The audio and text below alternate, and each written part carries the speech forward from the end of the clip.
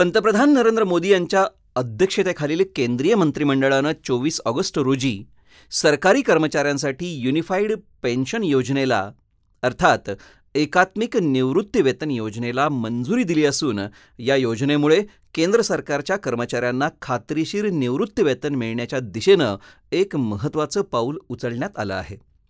या निर्णयाच्या अवघ्या 24 तासानंतर महाराष्ट्र सरकारनं देखील ही योजना लागू करणार असल्याचं जाहीर केलं। पण यूपीएस अर्थात एकात्मिक निवृत्तीवेतन योजना नेमकी काय आहे आणि किती सरकारी कर्मचाऱ्यांना त्याचा फायदा होणार आहे? महाराष्ट्रात राष्ट्रीय निवृत्तीवेतन योजना लागू होणार आहे का? अशा सर्व गोष्टींचा तपशील लक्षात घेऊयात। आता पाहूयात या मुद्द्याचा विश्लेषणात्मक दृष्टिकोन। केंद्र सरकारच्या कर्मचाऱ्यांची निवृत्तीनंतरची आर्थिक सुरक्षा आणि स्थिरता वाढवणे हे युनिफाईड पेन्शन योजनेचे अर्थात एकात्मिक निवृत्तीवेतन योजनेचं उद्दिष्ट आहे। या योजनेचा फायदा केंद्र सरकारच्या 23 लाख कर्मचाऱ्यांना होणार आहे। राज्य सरकारांनी या योजनेचा अवलंब करण्याचा निर्णय घेतल्यास ही संख्या संभाव्यतः 90 लाखापर्यंत वाढू शकते, ज्याचा लाभ संपूर्ण भारतातील सरकारी कर्मचाऱ्यांना मोठ्या प्रमाणात पोहोचू शकतो।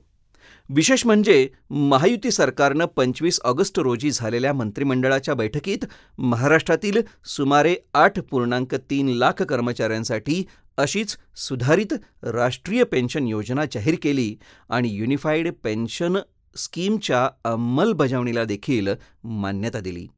त्यामुळे कर्मचाऱ्यांना 2 पेन्शन प्लॅन अर्थात निवृत्तीवेतन योजना म्हणजेच NPS नॅशनल पेन्शन स्कीम राष्ट्रीय निवृत्तीवेतन योजना किंवा UPS युनिफाईड पेन्शन स्कीम म्हणजेच एकीकृत निवृत्तीवेतन योजना यांपैकी एक पर्याय निवडावा लागेल। या दोनपैकी कोणतीही एक योजना निवडल्यास त्यातून माघार घेता येणार नाही। आता पाहूयात युनिफाईड पेन्शन स्कीम म्हणजेच UPS अर्थात एकात्मिक निवृत्तीवेतन योजनेची प्रमुख वैशिष्ट्ये। पहिलं वैशिष्ट्य आहे निश्चित पेन्शन म्हणजेच निश्चित निवृत्तीवेतन।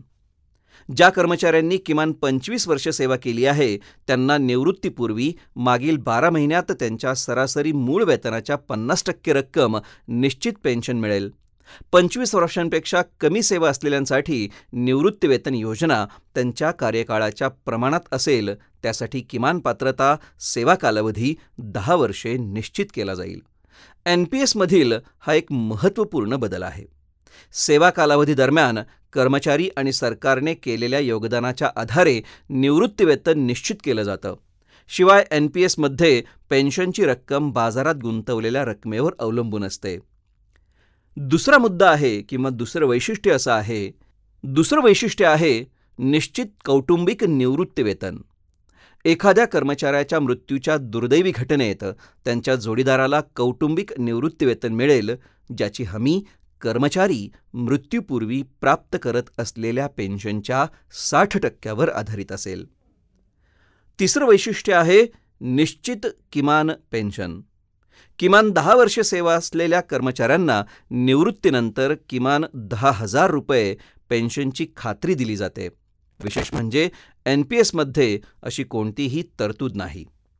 तर चौथं वैशिष्ट्य आहे महागाई निर्देशांक। खात्रीशीर निवृत्तीवेतन आणि कौटुंबिक निवृत्तीवेतन रक्कम वाढत्या राहणीमानाच्या खर्चाप्रमाणे राहील याची खात्री करून दोन्ही निवृत्तीवेतन योजना महागाईसाठी समायोजित केल्या जातील।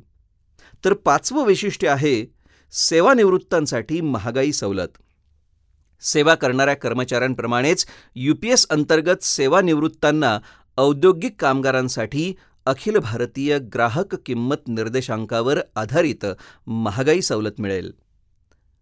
तर शेवटचं आणि 6वं वैशिष्ट्य म्हणजे सेवानिवृत्तीवर एक रकमी पेमेंट। ग्रॅच्युइटी व्यतिरिक्त कर्मचाऱ्यांना निवृत्तीनंतर एकाच वेळी रक्कम मिळेल।